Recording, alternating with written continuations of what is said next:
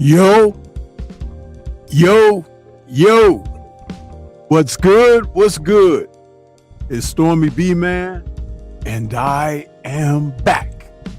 Welcoming you to Nerds on Culture with Stormybman for this Monday, August 10th, 2026.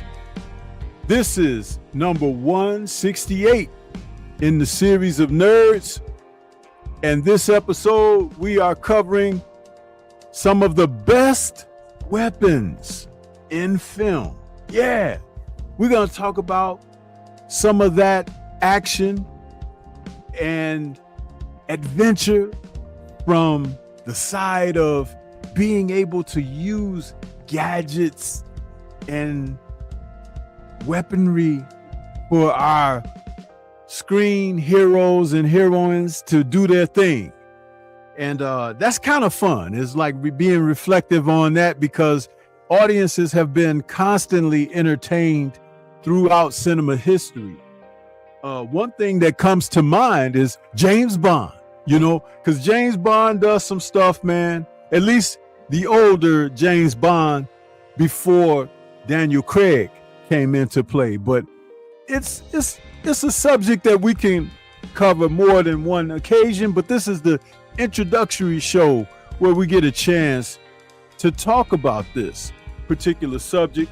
And we'll also take into consideration what some of the listening audience has to say out there about this, because I'm going to tell you something. There's probably been some films that you all have seen that we haven't seen, and you've seen some really wild and weird things happen cinematically when it comes down to the characters on screen using weapons. So with that being said, let me introduce my partner in crime. We got Drew Titan, LLC, in the building with me this evening. What's going on with you, brother? How you doing? Ain't no thing but a chicken wing, man. You know, this title is, this is what it is right here, man. You know, we talked about this for a while. You gotta understand some of the things we're gonna be talking about, right? Some of them might be from a B movie you might not have seen, something you've forgotten. I know Derek Gaines is gonna know about all the weapons from our era, you know, like the 80s, man. And you know, I was a kid, man. I grew up on barbarian movies, no matter how horrible they were. I grew up, you know, I was born in 75, y'all. So I saw the first Star Wars in the movies. You know what I'm saying? And there's a weapon in there. Y'all don't know who it is. Y'all don't know what it is. That, you know, when you see things like that as a kid, man, oh my gosh, man.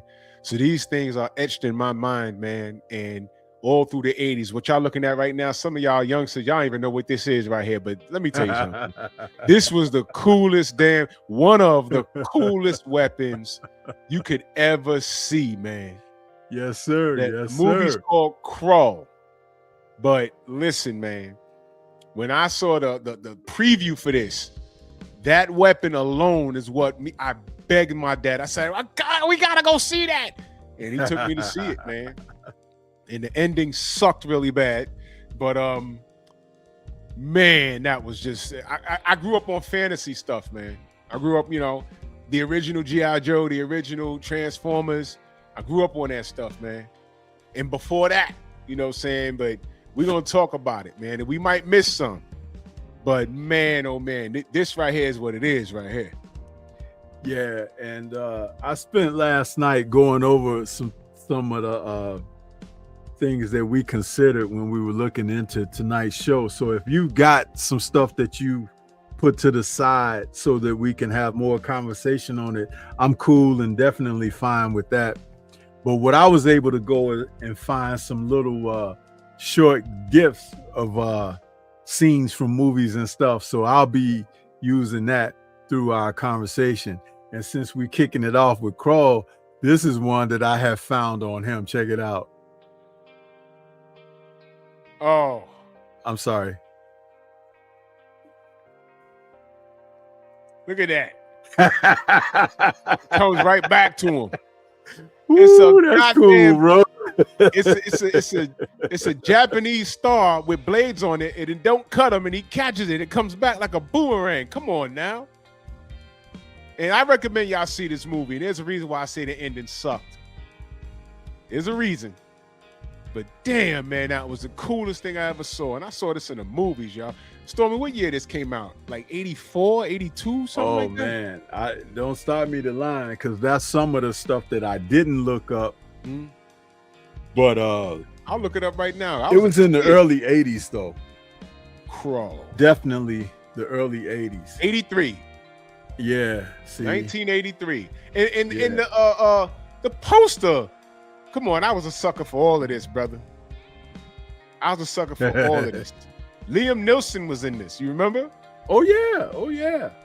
Yeah. You know, movies like this, that's where a lot of those old actors cut their teeth. Yeah. Because they were making these like they considered it at the time B movies, you know. And it's just something, you know, and you and I referred to films like this as popcorn flicks. We go to the movies and it might be playing with something else. Right.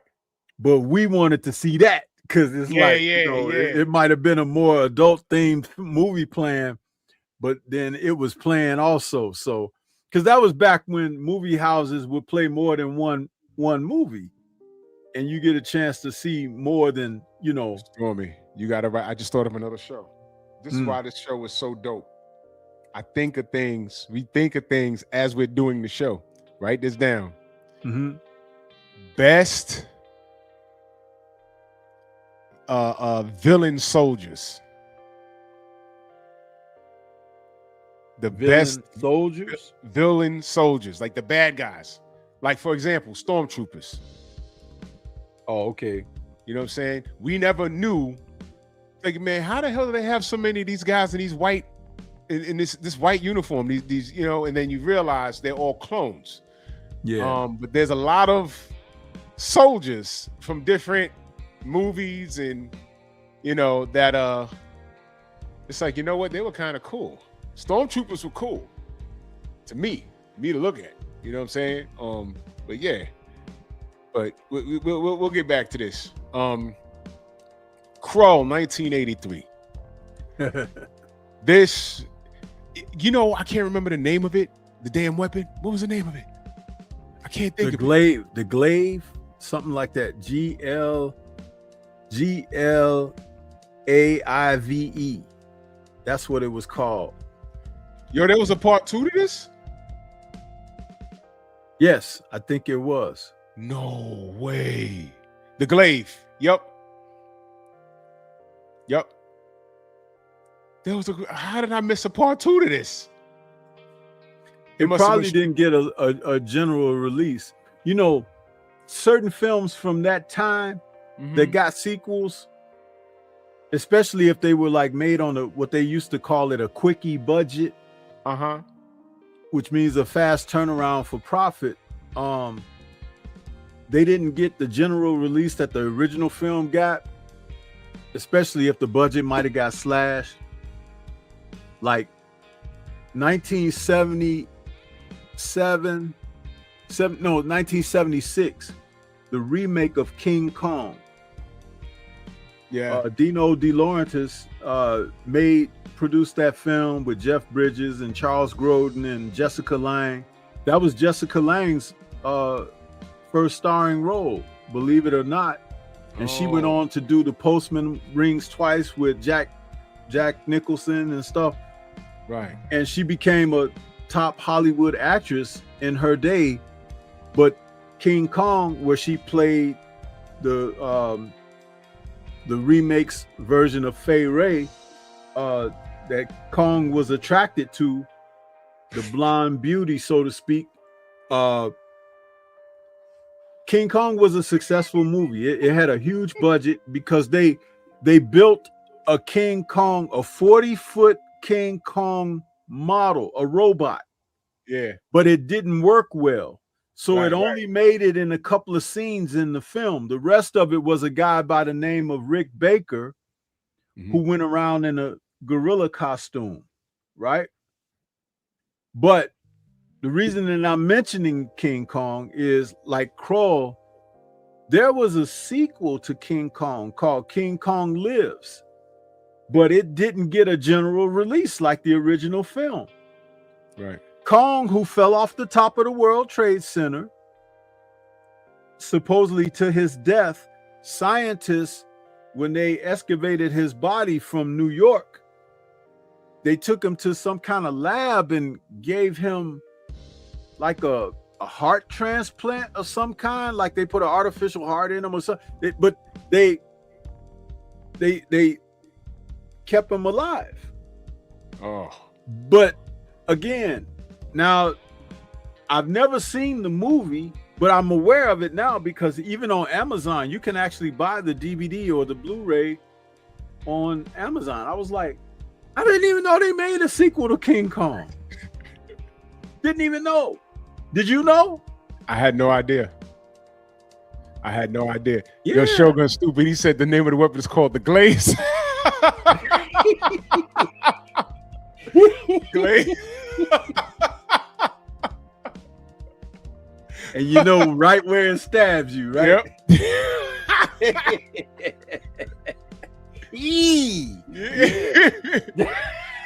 I'm looking online. It says there's no official sequel to Krull, but Marvel made a concept.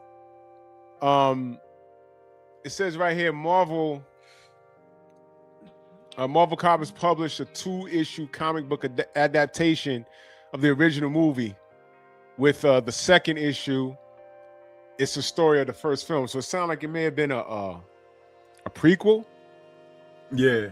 Yeah. Normally, when they do sequels, they're good for that. They put it in a comic book form. But goodness, man. This weapon, I wanted this. It was cool. It was badass. I wanted this. I was like, yeah, they need to make a toy of this. They never did. Well, they got like a replica now, but I'm 50. fuck I'm gonna buy that for? But hell yeah, I'd buy that. What am I talking about? I'd buy it. They'd make it, I'd buy it. Hell yeah. I'm grown. Fuck that. Right? I'd buy that. It's badass though, man. Yeah. This movie was so cool. This movie And that was so back cool. when special effects was kind of cheesy and everything. Yeah. But you didn't even care about that when back in those times. You just wanted to see the stuff take place. Because you know what I liken to this when I watched that little clip? You remember Inframan, the Shaw Brothers flick? Of course. It's like the special effects for Inframan was cheesy like that, but it was so cool, right? Man. Like, If you didn't enjoy that in the 80s, man, there was something wrong with you. And that's why you gotta understand, chat, that when they remake certain things, and we do some amazing things nowadays with CGI, it's like, man, I can't wait to see what they do with this. And then they do weird things like goof up the story, but that's something else. But just to see it is amazing. So I got the Glaze on this list. No particular order tonight, but I got the yeah. Now check it out. Like, okay, we're talking about special effects in the recent, viewing of Spider-Man. Did you see what I was talking about how the actual what do they call it? The live version of him web slinging and stuff like that, how much better it looked. Yeah. Because even though they did put some, like they had to erase the cables and wires and stuff that held the stuntman up doing the swinging and stuff, but he was actually swinging. And they may have speed the camera up a little bit for the motion and stuff, but it was live swinging. It was not all that CGI that we've seen in the other films. Right. And it looks better. And the suit on Tom Holland and his stuntmen live on set looks so much better than that CG stuff that they covered him with in the other films. Right. It's like, it's tangible. You could actually see. And there were certain elements of shadows and stuff. That suit looked really good, didn't it? It looked really good. It did. And the fact, like you pointed out, 80% of the film, he was Spider-Man. And it was true to life, comic book accurate, the actual uniform. But it didn't clash with the, I know it's a superhero film, but it didn't clash with the realism. Yeah. It's like you got used to it. Yes. And you saw him in the daytime in the outfit and in the nighttime in the outfit. Right? And I don't know if people realize the eyes kind of move when he was like that's how you kind of like get the gist of his attitude. Like, and they also would kind of like move. That was something that Peter did before Stark met him. Because he had goggles before, remember? Yeah. And the goggles did adjust too. Yeah. So Peter was, very intelligent and quite a genius of a young man for his youthful age, being able to do that. And he still incorporated it in his newer suit costume that he home designed. And again, remember when I was telling you that I wouldn't be surprised if he used some elements of what is his webbing for his costume? Because if you notice, his costume didn't get torn up or ripped up or anything. Right. And when Ned was talking to him about, hey, what do you do to make your web shoes and this and that? They got into that conversation. He's like, what about this and that? And then he's like, oh, I can't tell you everything. It's like, I believe that, because there was a moment, it passed by when they were doing montage stuff. He was sitting at the computer and the sewing machine was going in the background. It was sewing his costume. Yeah. Did you catch that? Yeah, I did. That was kind of cool. Those little things. That was cool, man. So Yeah, another one of the weapons that I thought was kind of cool was this one here. Just a quick glyph of it, where when the film came out, you know, Daredevil with Ben Affleck was pretty. If you see the director's cut, it's a much better film.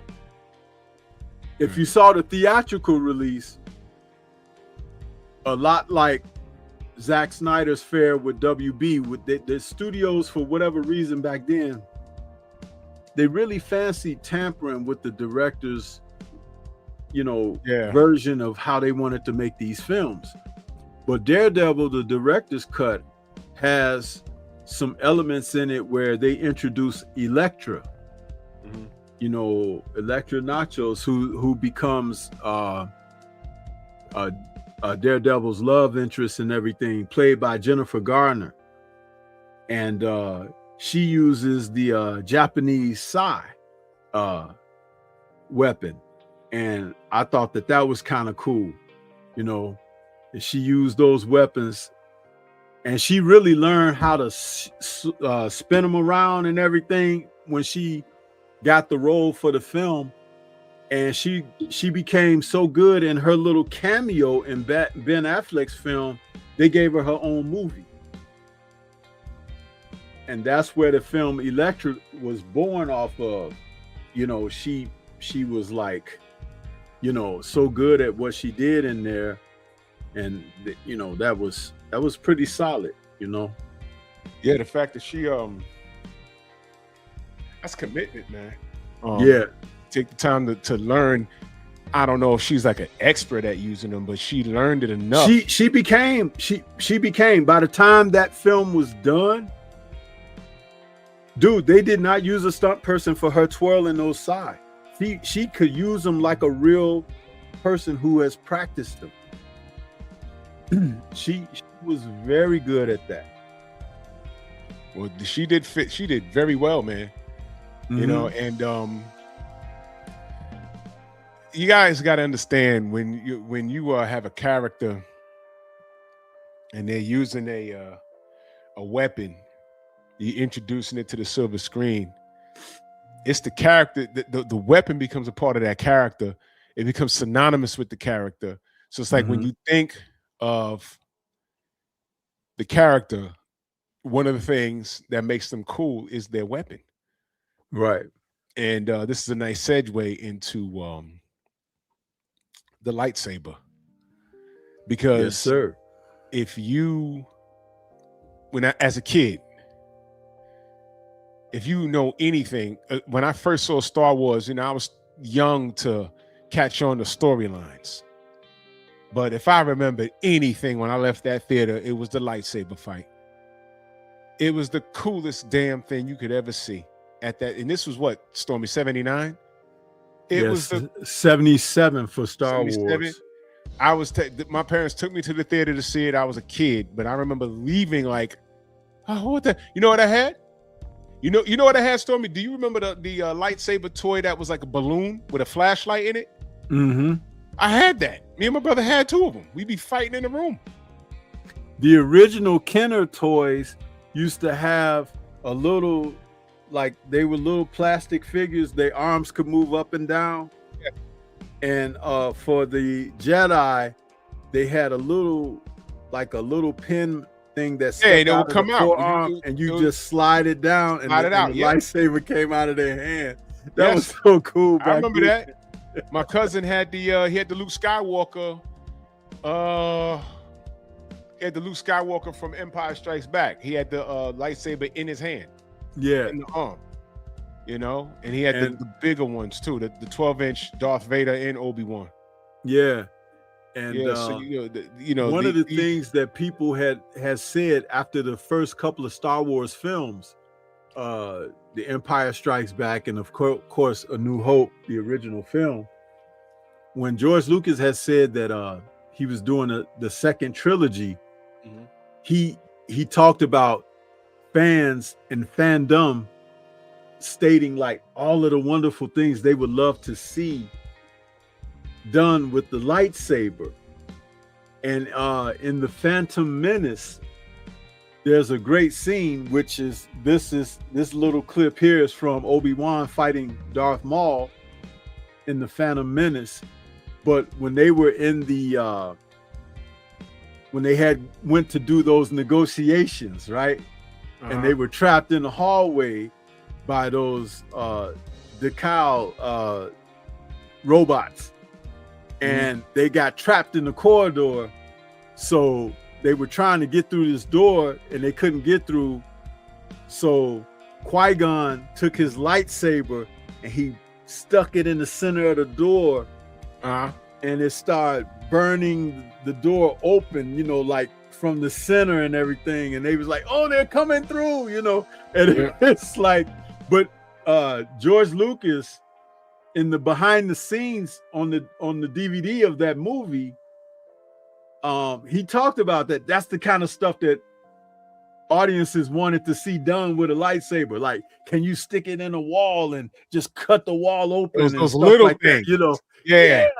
So they were able to do that throughout the rest of the film series, certain things. But you know what they never did that they were supposed to do? It was in the video game, it was in the comics and everything, even in the graphic novels.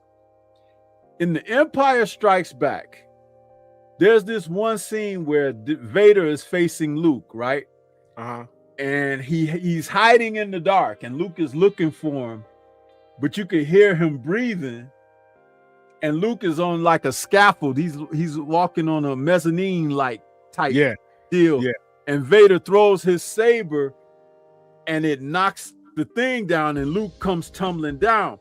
But what they didn't show is the saber coming back to him using the Force, you know, throwing it and it coming back to him, because in the video game and stuff, you could throw the saber, right? And it come back to you. That's one of the things that they cinematically, they didn't give you that, but they should have, because it's another one of those cool features, but it's not a boomerang thing. It's a Force thing. You use the Force, you throw it, and it comes back. That's just like in what was it, Revenge of the Sith, when Obi-Wan and Yoda had went and they were trying to fight off those stormtroopers, right? And Yoda was throwing his saber and it was stabbing them, killing them, and he'll jump on top of it and pull it back out, right? It's like, So, there were so many wonderful things about the lightsaber, man. And of course, as the years went on and technology became better, the way that they make them glow and stuff became different. But if you ask me, I really like the original before he redid the special effects on his films, because it really looked like a true laser on some kind of a, you know, cylinder, right? It's like it came out and it didn't have all these colors like it had now. It was just almost like a grayish white light that moved a little bit. Do you remember that? Yeah, I do. Man, I'm gonna go watch all of those damn things, man. I love that. Speaking of which, you brought up the video game. By the time, you know, Return of the Jedi came out, you know, it was like the tail end of Darth Vader. But they tell stories in all of these wars, and Darth Vader was really like a badass. And at first, you know, when I saw this, I'm like, man, Vader was better than Darth Maul. He's doing all this. He's doing the kung fu with this. Dude, y'all got to play the video games, man. In the video, matter of fact, I forgot which one, but I was watching the scene on YouTube. Vader has a lot of like students he taught. And I forget which game it was, but Shorty flipped and went to the light. And then he showed up and cut her down. And this dude turned into Jason Voorhees and Michael Myers. You got to get away from him. You can't fight him. You're throwing a force at him, it don't work.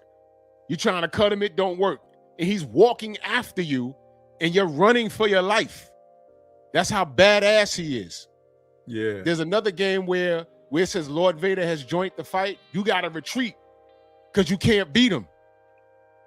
So Vader was a badass, man. Dude, do you know what they were able to do cinematically though?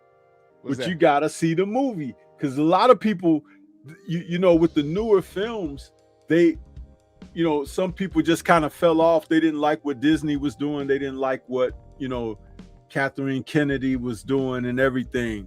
Yeah, and dog, it was Battlefront. That's what I was watching. That shit is crazy.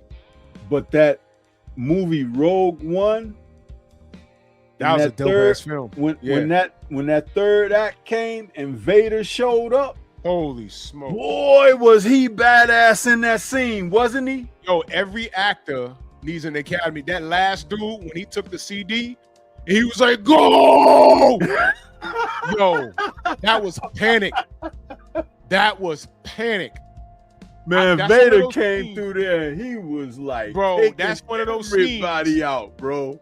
That's one of those scenes where we was in the theater and you saw the saber come out and the music dropped. He killed all of those dudes and the door wouldn't open. He was like, yo, take this. And he took it.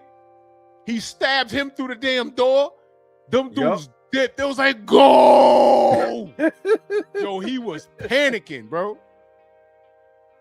Man, that was awesome. And do you know, I what's so wonderful about that movie for me, Drew and chat, is that I really didn't watch any spoilers, anything from behind the scenes or nothing. So that scene with Vader showing up was truly a surprise for me in the theater. So just imagine my reaction as I see this go down. I was like, holy smokes, it's Vader. It's like, because I wasn't expecting it. I had no knowledge of it whatsoever. And see, that's what I love about like being able to be away from these, because all these people, they want to talk about, oh, behind the scene leaks, this and that. Oh, this is a script leak. This is an action scene leak. I don't want to know that stuff. If I know it, well, there's no sense in going to the movie, really. No, that's real talk. So, you know, but to see it sitting in the theater and it's like live and it's like it's happening. All of a sudden, I did not know Darth Vader was going to be in that movie. I did not know that he was going to be in the third act. I did not know that even though this is supposed to be a prequel to A New Hope, I did not know we were going to get that scene like that. And that made that movie excellent to me. I'm going to tell you how. Along with Donnie Yen's performance. I'm going to tell you how it snuck up on me. When the scene was building up, I was watching it like, yo, ain't this the part where, you know, what was it? Episode. You start to put it together, right? Like, we're getting closer, but maybe we're going to see Leia, right? We maybe we're going to see Leia. Right. I didn't know they were going to do that. But then when the lights went out and they put their guns up, I was like, they're not going to do this. And then you heard the breathing. Man, the theater popped. We was like, oh, shit. Yep. And, yo, you find yourself actually rooting for Vader. Yeah. I was like, oh, the audience shit. was, when I was in the theater, the audience was literally cheering for Vader. They were like, yeah, you know, like, yeah, he's killing these guys. and you couldn't shoot him. He's blocking everything. He threw that dude onto the ceiling and then cut him in half. It was crazy. Man, that was awesome. Smokes. And you know what was also like that? The Mandalorian, when Luke showed up. Oh, my God. Tell me that wasn't like the equivalent. Because, like, that, you know, we're watching it on Disney Plus, right? Yep. And if you didn't catch any spoilers or anything like that, and here comes this little ship coming down. X-Wing fighter. I said, yo, that's Luke. Oh. Man, dude. He got out there. And that's another thing. That was after Return of the Jedi. Because Luke's story continued after that. Right. And then you realize he was a badass himself. Yes, absolutely. And he came through there, and that was his Vader-like moment in the Mandalorian when he came in there and rescued them. I was like, now, why couldn't we get more movies on Luke Skywalker? Because bro, he did Force Crush on those robots. That was insane. Yes. Man, Luke was a badass, man. Oh, you know what else? You know what scene was like that too? Terminator. When they used CGI and brought Schwarzenegger's face back on that Terminator. Yeah. Oh shit. When they dropped the beat and the smoke cleared, I'm in the theater like, no, they're not. No, they're not. Dude, he came stepping out of there. Oh, because it was like foggy or steamy or whatever. Yep. And he came walking out. I was like, holy shit, that's Arnold when he was young. When he was young, yep. The things they do with this stuff, man, outstanding. The theater erupted because I didn't know about that scene at all. But then when the pod opened and all the steam was in, then you heard dun, dun, dun, dun, dun. I was like, hell no, they ain't doing that. And it was him. Oh shit! But guess man. what? You know what? When you go back to that movie and that scene, we didn't have the internet then, so there was no way to really get that spoiled for you. So, again, in the theater, you're like, wait a minute, no, and it's like, yeah, it's like that's exactly what we're talking about here. That's exactly what we're talking about, where you get a chance to go cinematically and you see something and you're able to enjoy it, for what it is. But that's just like in that clip that I was just showing with Obi-Wan and Darth Maul. Didn't you blow your cap when the scene came and that Duel of Fate song started playing?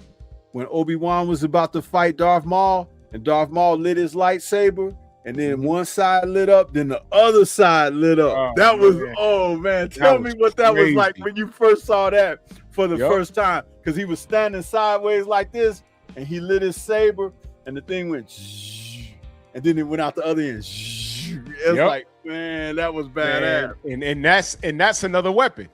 Yes. Because that was the first time we saw that. Yep. Man, holy smokes, man. That shit is great, man. So we got the glaze, the lightsaber, and Darth Maul's lightsaber. Yeah, we got the Psy from Electra. Mm-hmm. Okay, I got another one for y'all. One of my favorites is and we kind of talked about this during the movie, and we'll save something else for later. But I wanted to say when we saw the guy who kicked off the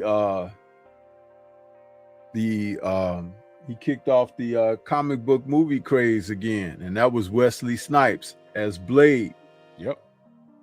That scene, that opening scene, first of all, is there a better opening scene than Blade 1, where he's walking into that vampire disco and that techno music is playing, and then he go in there and he get ready to start fighting the vampires, and then I forget what my man's name is that he kept cutting up through the movie, and then later in the movie he finally killed him, but he was like, get him, there he is. And then he turned the music up. Remember, he had the remote there because the music was dun, dun, dun, dun, dun, dun, dun, dun, dun, dun, and he held the remote up, and the music started going up, and Blade just started killing them vampires, man.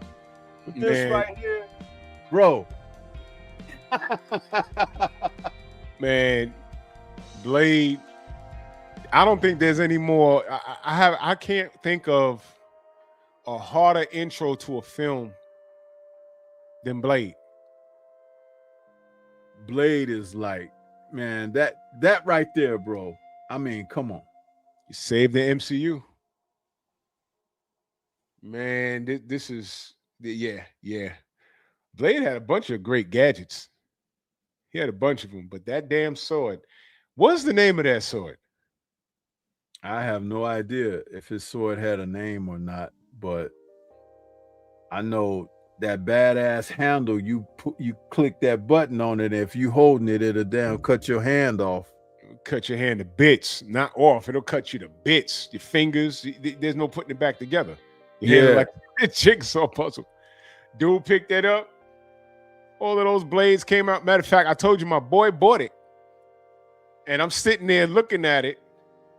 He's like, you can pick it up. The handle don't do shit. I was like, nah, you're not that. I was about to ask you. What's wrong with your handle, man? I saw the movie, man. I was like, yo, I was looking at it like, did it really do it though? no, I didn't. It's just a regular handle. And I'm looking at it, and he's like, you can pick it up. I said, yo, man, I was going to ask you because, I saw the movie. The fuck, man? I grab it, and my fingers go to bits. It's funny, man. Him and his dad collected swords. And he had called me. He said, yo, I just got the blade sword. They just delivered it. And it was heavy, too, and it was sharp. Mm-hmm. And it was on he had it on a stand. And I'm looking at the handle. And I said, yo, he says, the handle don't do shit. I was like, yo, I was going to ask you. What I'm saying? I want to pick it up and something else come out and cut me. Man, that was a blade sword. I don't know the name of it. But blade, man, that oh man, that sword was badass. I got one, and I didn't even mention this yesterday. Jesse Ventura's Gatling gun in Predator. Oh man. My You God. know, when I first hooked my home theater system up,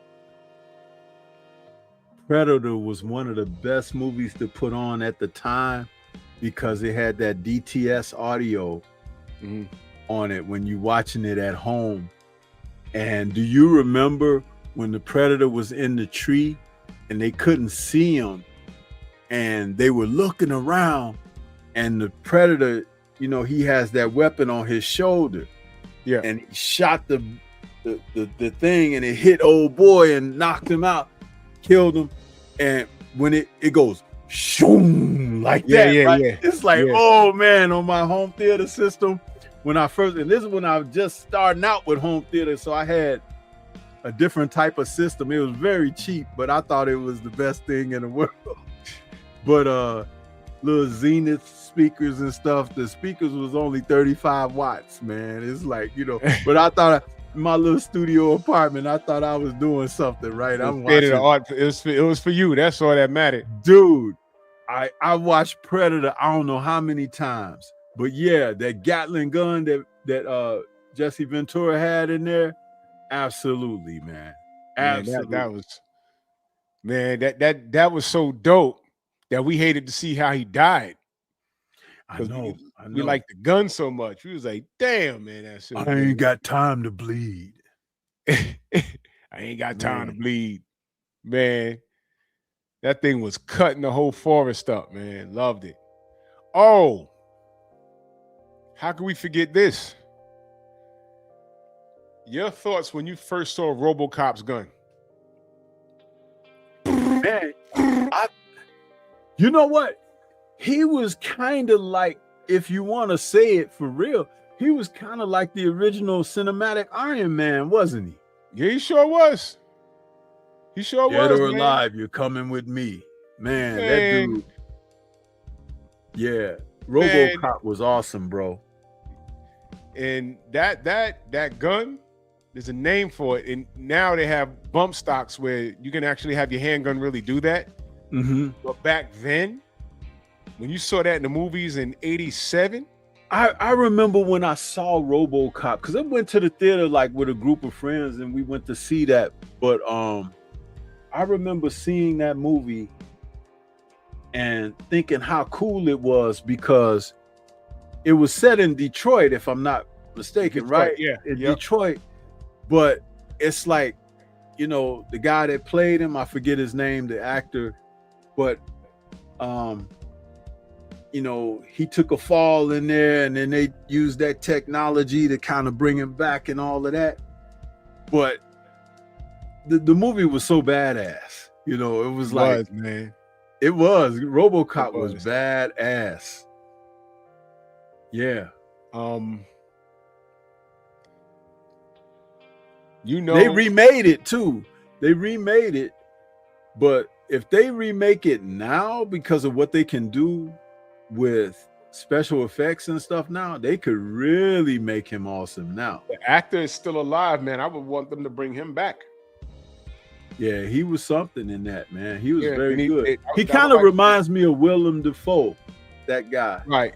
that played him. But I would like for yeah. them to bring him back and just pick the story up. Pick the story up, because the new RoboCop, they made him do some amazing stuff, you know, but it didn't capture the same essence of when I first saw it in the theater. It was kind of like a reboot. I want them to bring back the original actor. You know what I think what worked about the original, because he was half man, half machine, of course, but he wasn't over sensationalized to a degree that there was a stretch of the imagination.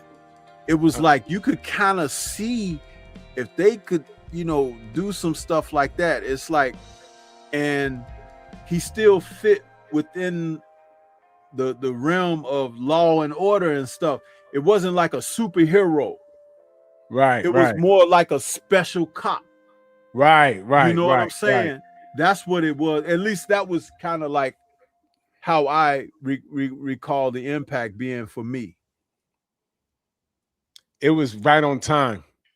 The 80s, RoboCop fit that genre. He fit that genre. In he looked cool. The way he spoke was cool. And that gun, holy smokes, that gun. That gun was something different. And I don't care what y'all say. They already did the crossover, RoboCop versus Terminator. RoboCop won. Look it up. RoboCop won. He took down Skynet, y'all. Go read it. And they also did the verses. And I know the Terminator's all fast and everything else, but RoboCop, there's things that he does that the Terminator doesn't do. And one of the major things as to why he beat the Terminator is because he still has human instincts. So I just wanted to point that out there. Murphy beat Terminator. So yeah. Let me see. Oh, I want to talk about this. One of the coolest weapons, and I think this is right up there with the Glaze, is the sword from a movie called Sword and the Sorcerer. It was three blades. I remember that. Sword and the Sorcerer. You know, I have that on VHS somewhere. I think it's at my brother's house. But goodness, that movie, first of all, the movie was vile as hell. Yo, did we do a show about violent scenes in movies? Because speaking of RoboCop, that was extreme. When I saw that, I was like, damn. Yeah, RoboCop was very violent at the time. That was crazy. Now, that's the thing about that, where the violence in it was over the top. Right. The story was kind of grounded, but the violence, it was very graphic, you know, very graphic. That was crazy. But he got all those mofos back. When that dude hit the toxic waste, yo. Yeah. Holy smokes. That scene where he ran up on his boy and was like, help me. And he screamed at him. Again, Academy Award for that dude. Because you don't know fear. When he grabbed him, he was like, help me. That dude was like, ah! He was like, help me. He said, don't touch me, man. And then when he got hit by the car, oh man, yo, RoboCop was a vile film, man. That was a vile film. But speaking of cops, you know, when we talked about doing this show behind the scenes, you know, how could we get beyond the major cop? Oh, yes. Oh yes, bro. Go ahead, make my day. How long was the Man, nozzle on that?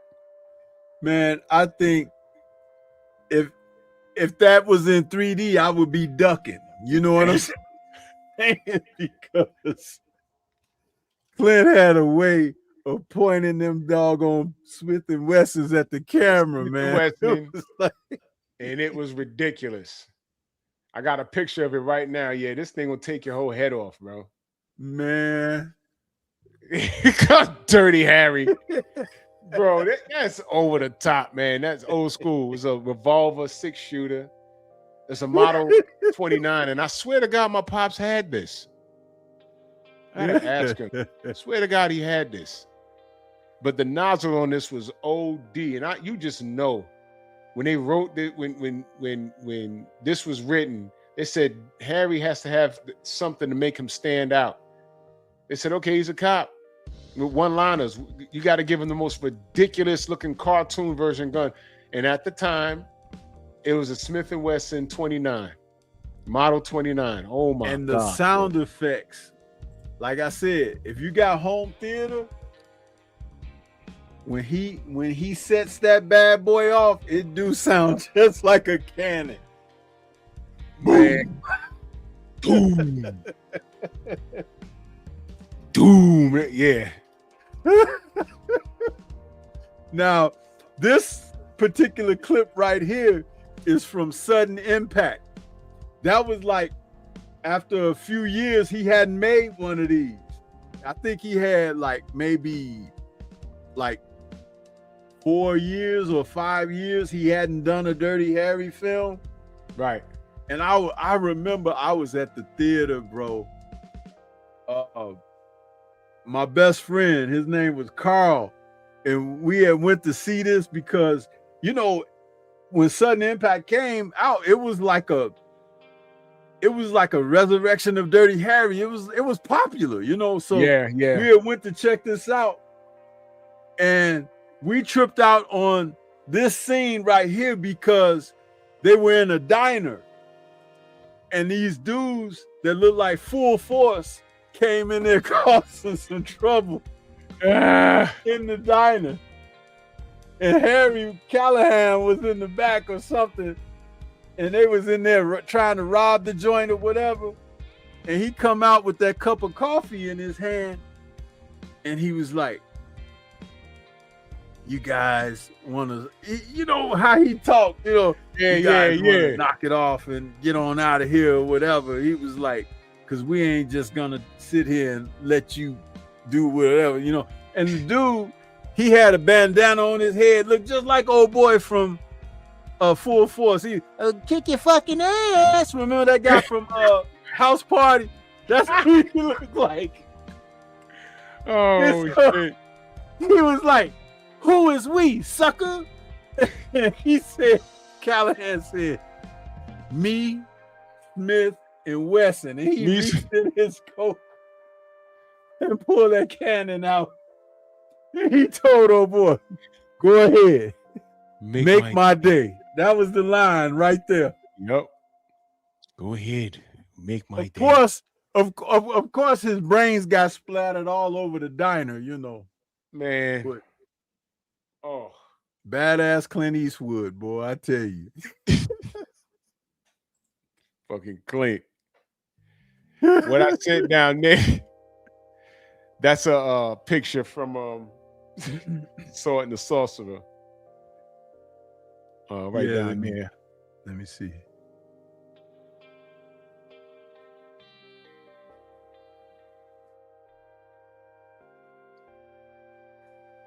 Oh yeah. Yep. That's 3 swords in one. Yeah, the triple blade. Yep. And one of them is a projectile. It shoots off. Mm-hmm. And this movie was vile too. There was a lot of blood. And matter of fact, they didn't waste no time. They resurrect this demon, and that woman starts sucking on his hand with the blood. It was crazy. I was like, "What is this?" Yeah, but that sword was badass. Y'all can Google sword from Sword and the Sorcerer. It's 3 blades in one. This was the coolest damn thing I've ever seen. in the fight at the end, where they were fighting the soldiers, and that dude got hit with the Morning Star, and his face got fractured. It was crazy. Crazy. Yeah. But this movie was dope as hell. This movie was dope as hell, man. It's a cult classic. It was in that early 80s run with Crow Right. and all of that. That was during This that came time. out like the Conan era.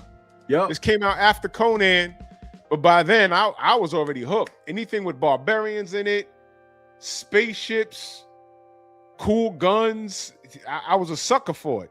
And it was also cool when they mixed the medieval thing with sci-fi. That's what Crow was. Yes. Yeah. Man, that was great. That was great, man. Let me see if I can find this other thing. Yeah, Conan was, man, let me tell you, speaking of that,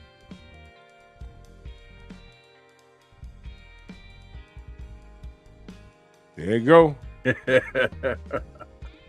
listen, I was at Wizard World Comic Con about 3-4 years ago out here in Rosemont, Illinois.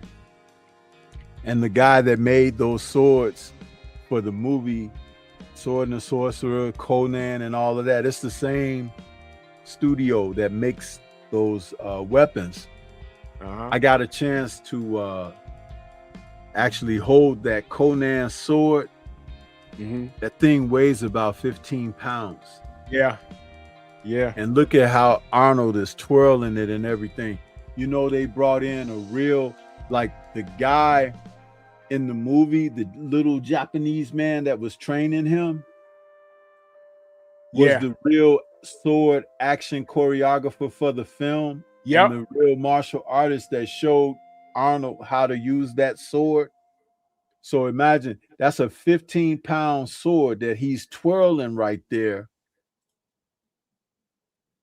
I used to love that sword because it's got a hilt, and then right as the blade comes down to the hilt, there's like a special, like 6-inch.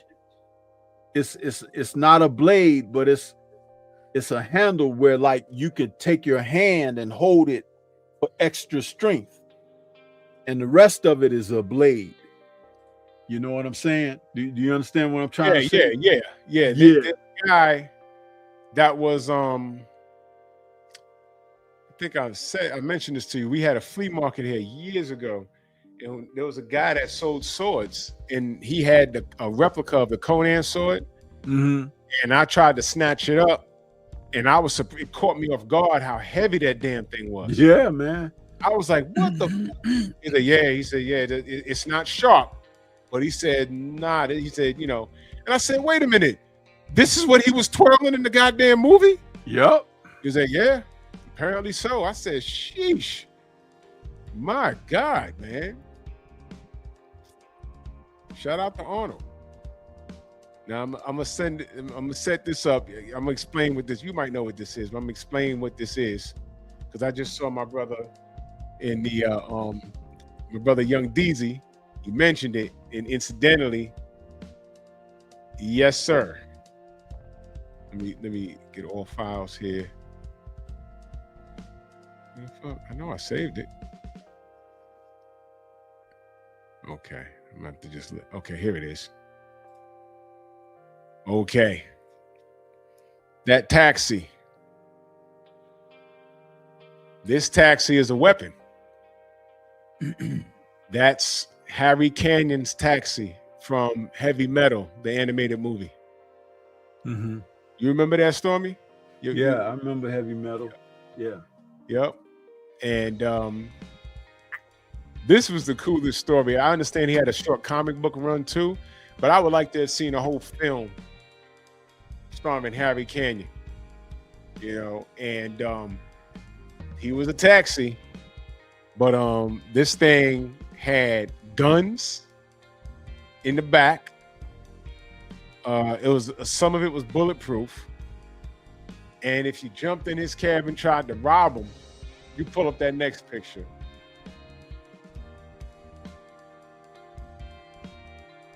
he had some light back there that fried you and made you disintegrate.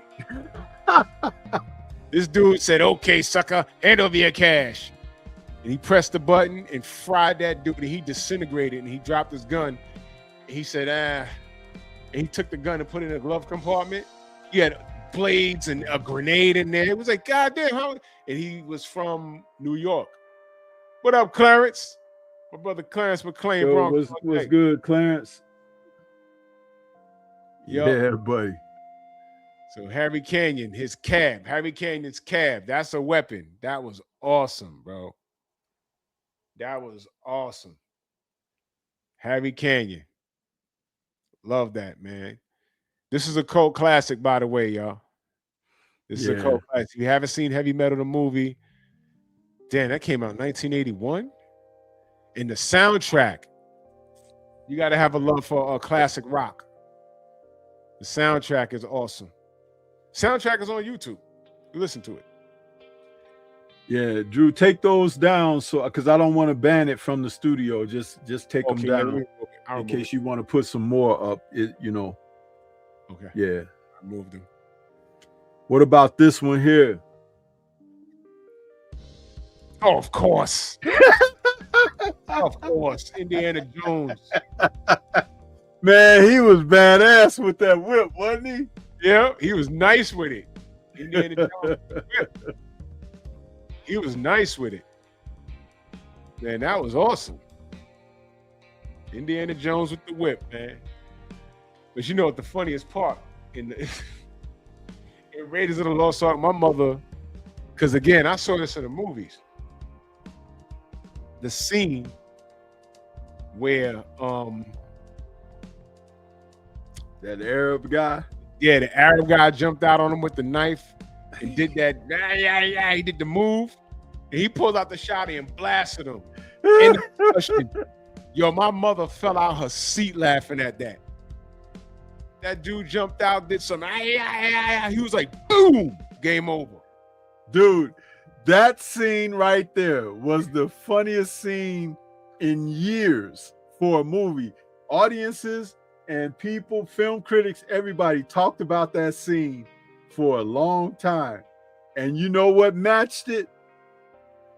Crocodile Dundee. Remember with Crocodile Dundee and that guy pulled that knife out on him? He was like, what's that? The guy's like, that's my knife. He was like, that's not a knife. He was like, this is a knife. He pulled out that thing. That doggone blade that Nick Dundee pulled out, man. It looked like a doggone machete. Man. That was the equivalent to Indiana Jones shooting that Arab guy. Man. Audiences just roared with laughter for that. Crocodile Dundee, man. And you know, that's one of those scenes in the movies that's eternal. Yes, absolutely. Everyone knows that line. That's not a knife. That's a knife. It's that. Luke, I am your father. Go ahead, make my day. It's right there. Yep. It's right there. Oh, Clarence, I get off at 7, bro. Y'all can still let me know if y'all still gonna be out there. I get off at 7. Let me know. That's why I hate this schedule. I'm like, why y'all got me coming in at the ass crack of dawn during the week, and then on Saturday you give me late work? That is so stupid, bro. Man, I wish I was there. I want some barbecue. Yeah.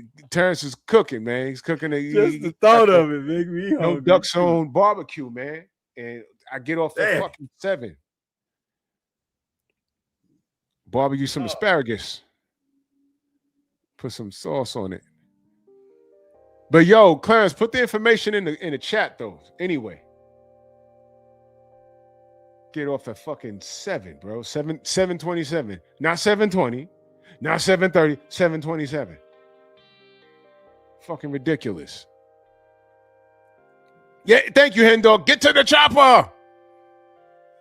That's a one-liner right there. Get to the chopper. Look at Young Deezy. Young Deezy is already ahead again on the game. Listen, man. He says Bruce Lee's nunchucks. Well, you know, all you got to do is say his name is for me, and you know, Stormy is ready, right? Man. Oh, come on, bro. Into the Dragon.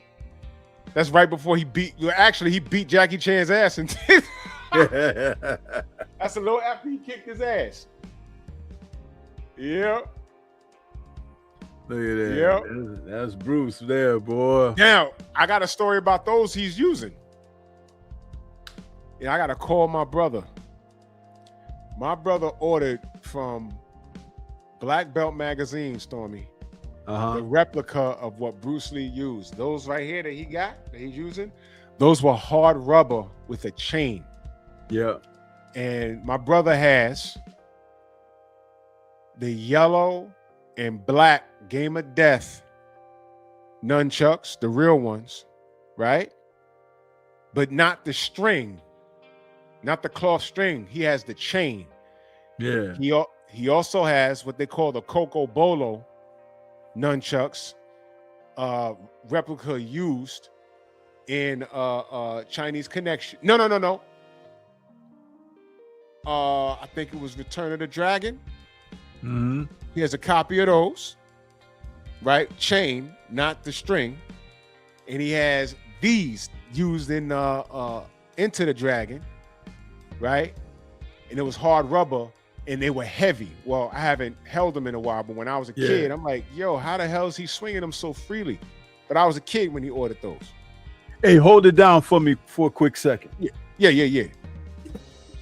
So my brother ordered those three nunchucks off of Black Belt Magazine in the 80s, y'all. In the 80s. Julian, good night, good brother.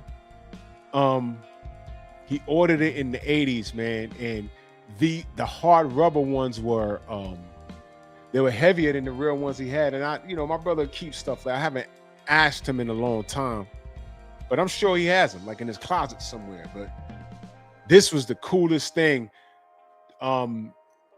Bruce Lee made this weapon, right? Yeah, Black Belt Magazine, Young Jeezy. Yes, sir. Bruce Lee made this weapon a classic.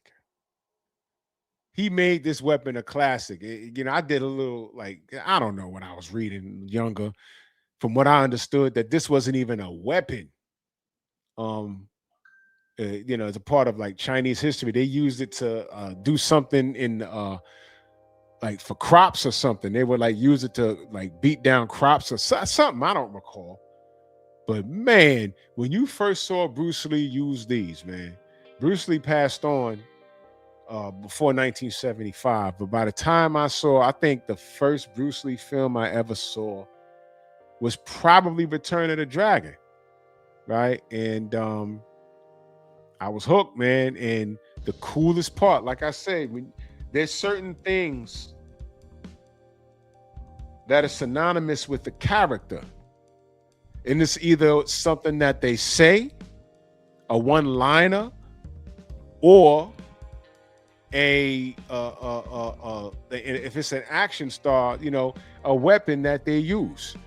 So when you think of Bruce Lee, one of the things you think of is the cat noises he makes when he fights, and these nunchucks.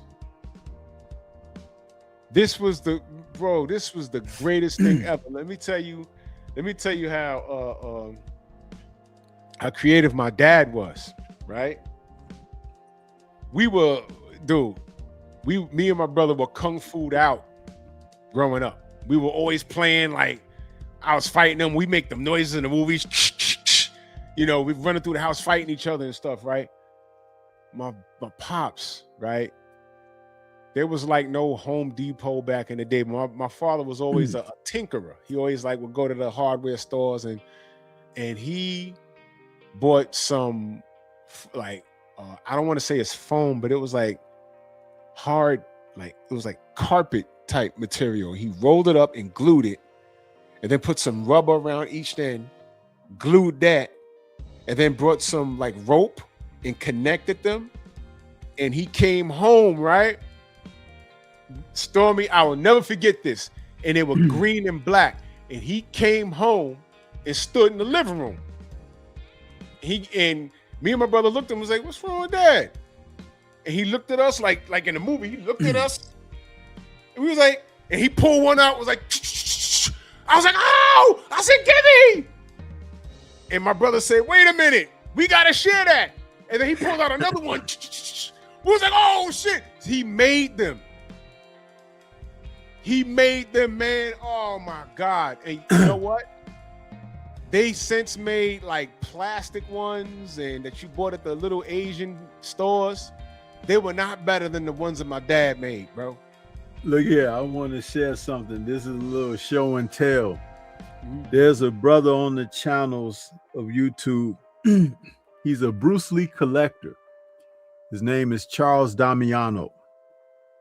And then there's another guy that's good friends with him, Hector Martinez. These two guys are huge Bruce Lee collectors. They've been on for years, and their collections are so awesome. But Charles had a guy on as a guest, a friend of his, who makes the replicas of Bruce Lee's nunchucks for everything he did. When he was on the Green Hornet, he had a set of nunchucks.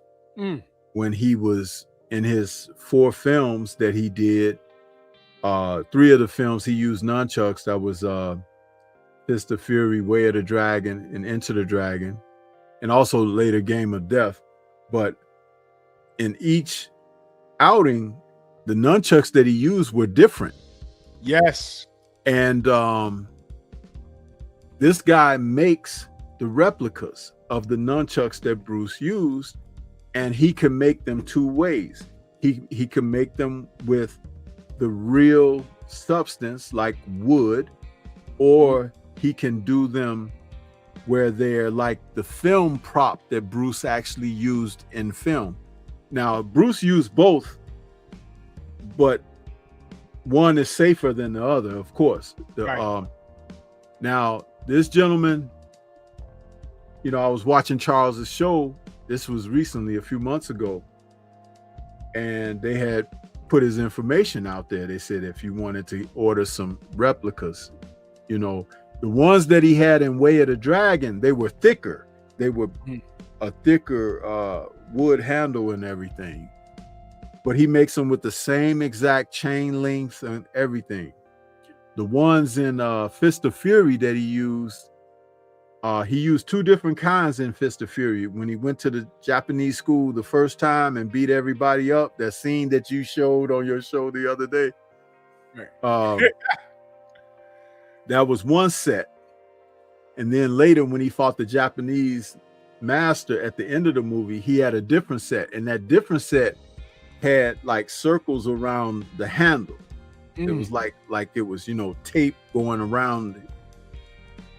But the ones he used in Into the Dragon, the clip that you saw me just show a little bit ago, I think I'll pull it up again. There's another one.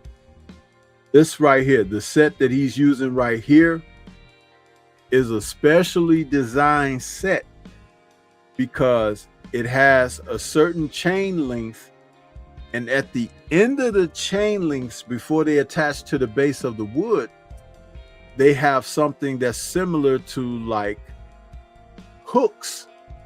The kind of, they're not eye hooks, but they're the other kind of hooks, that clamp hooks that you can like put like a key ring on or something. But they're the smaller ones. So I told him, I said, man, I would love, even since I was a little boy, I wanted a set of those Into the Dragon replicas, right? Well, Drew and chat, I ordered some from the guy. Here they are. Look at that. They are the exact replica like Bruce had in Into the Dragon. Now I'm going to put it close to the camera so you can see the chain link of what I'm talking about. You see those hooks? Yeah. At the end of the chain length? Yeah. That's how Bruce's are in Into the Dragon. The exact same. These are made out of a foam and rubber core. They're very light. They're not heavy. Right.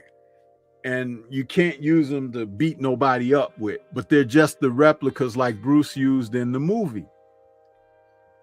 I've been wanting these since I was a kid. Wow. And this guy makes them. They're so beautifully done. This is like a leather covering of the base. It has the same diameter, tapering diameter of the handles like he had in Enter the Dragon. Fully detailed, sewn in at the end here and at the base, and there's a seam goes down, but they are the exact replica of like what he used in Enter the Dragon. My goodness. And this is like for my collection, but it's like, and I don't collect a whole lot of stuff, but this is amazing. It's like having the originals. Same length of chain and everything. It takes him like 2 days to do them. The gentleman that makes them,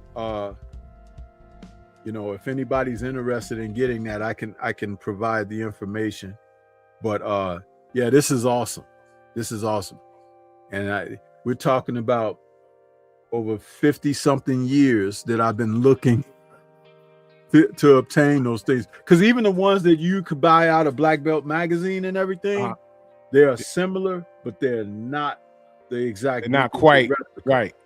These are the exact duplicate replica, and I'm like, just enthralled to have that. Yeah, over the moon with that. That is awesome, man. That is awesome. Yeah, so salute to Bruce, man. He's very instrumental in pop culture, and that brother had swag. He hung around a lot of brothers, if y'all don't know. Bruce, his first student was a black man. Yep. His first student in the United States was a black man. See, Bruce fucked with us for real. Moving on, if you look at the picture, and shout out to Troll Slayer, because I did think of this, so I ran to grab the picture. Let me tell you, again, I was in the theater. I saw this. This is Aliens. This was a sequel to the 1979 Alien. So they ran and got Sigourney Weaver. And let me tell you, Sigourney Weaver, she was the original whoop ass. Like for the women, you got to give Sigourney Weaver all of her credit. She was the original whoop ass. This film right here, when the queen was on that ship, and she came out in this and said the line, "Get away from her, you son of a bitch." She said, "Get away from her, you bitch." And she went 1D with that damn. Look, man, if you wasn't a Sigourney Weaver fan, something wrong with you. She was the original whoop ass for the ladies, man. She held it down. And when she came out with this, we was in the theater like, yo, man. This was one of those like times. This was one of those movie magic right here. This was movie magic right here. She came out with that, was fighting the queen. Come on, bro. You ain't getting no better than this. And it was a construction robot, but you just knew. She came out with that and the door opened. And we was in the theater like, what? She said, "Get away from her, you bitch." That's the line. We was like, oh, shit. I felt like the Matrix copied off of them with those machines that they had in the last Matrix movie. Yeah. Yeah, I don't even know the name of this exosuit. But my goodness, this was it right here. In the Tom Cruise movie, they had those too. Edge of Tomorrow. Remember that? Oh, yeah. Yo. How many times he died? That was funny, man. When he got rolled over by the truck, he was like, the army dude was like, "Jesus Christ, why'd you do that?" Oh, that was funny. Yeah, man. This right here, this was it right here. Yeah, I feel like we forgetting something, but you know, No, we could we always we can revisit come this. back. We could come back with more. We could come back with more. There's, I know we're pressed for time. We're just about at the end of our Yeah, time, and I know you got, I get up and everything, but yeah. this is what we do with this show, man. It's like the time just goes like that. when Yo, we you get know to what I just talking. thought of? Did we do a show on the best villains in a movie?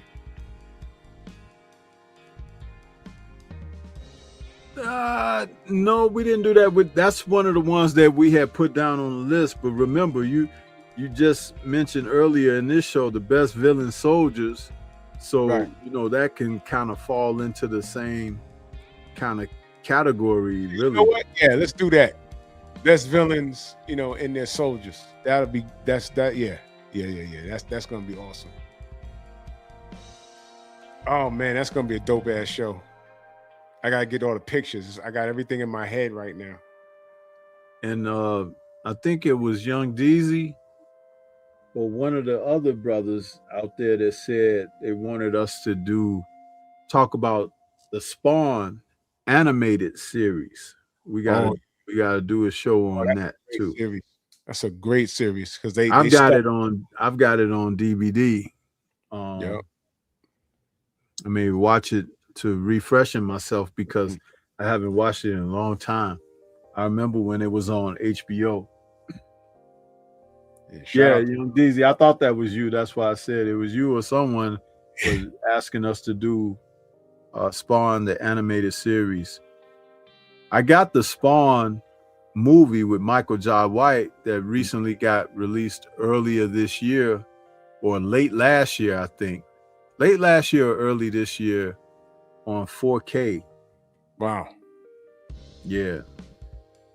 I thought that movie was badass when it came out because that scene where he crashes in on Martin Sheen and he comes down from the ceiling and his cape comes out and everything. I was like, that was so bad, man. Yeah. Coming down. I heard they were supposed to be remaking it. Yeah. I don't know what happened. They were talking about Jamie Foxx too playing it, but I'm like, you know what?